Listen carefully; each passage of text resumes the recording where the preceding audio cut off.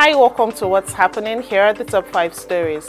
At number 1, Justice Olukayode Adeniyi of the FCT High Court has awarded 100 million naira in damages to the suspended former governor of the Central Bank of Nigeria, Godwin Emefiele, against the federal government and Economic and Financial Crimes Commission (EFCC) for violations of his rights.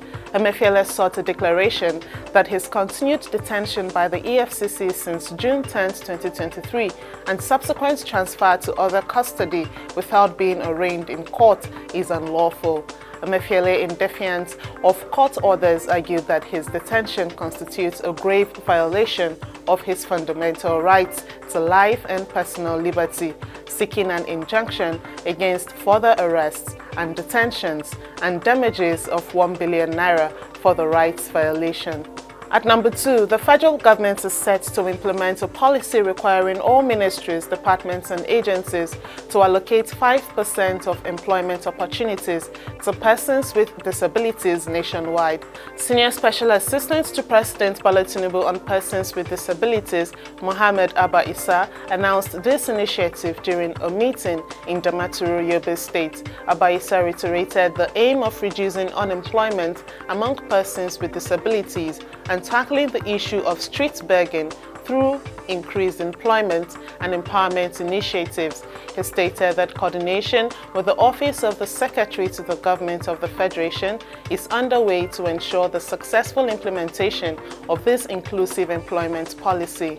At number 3, President Bola Tinubu has dismissed Mr. Tunde Irukera, EVC and CEO of the Federal Competition and Consumer Protection Commission, FCCPC, and Mr. Alexander Ayoola Okoh, Director General and CEO of the Bureau of Public Enterprises, as part of the government's plan to restructure and reposition critical agencies.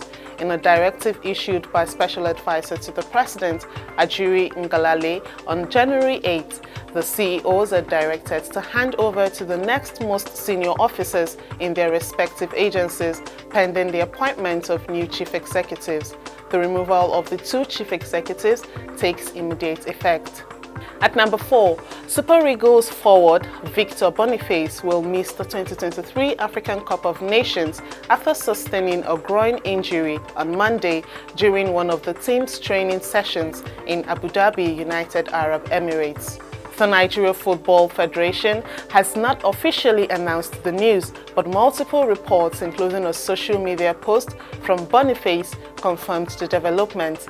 The injury adds to Nigeria's challenges as Leicester City midfielder Wilfred Ndidi is already out of the tournament due to injury, and teammate Kelechi Iheanacho is doubtful while recovering from an injury. At number 5, South Africa's Justice Minister Ronald Lamola has announced the reopening of an inquiry into the unsolved murder of 4 anti-apartheid activists known as the Cradock 4.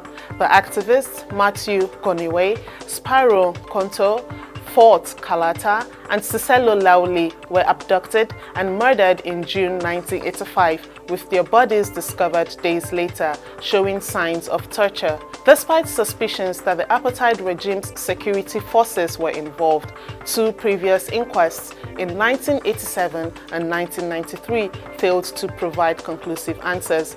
The decision to reopen the inquiry aims to bring closure to the families and restore confidence in the justice system. That's all for now. See you next time on What's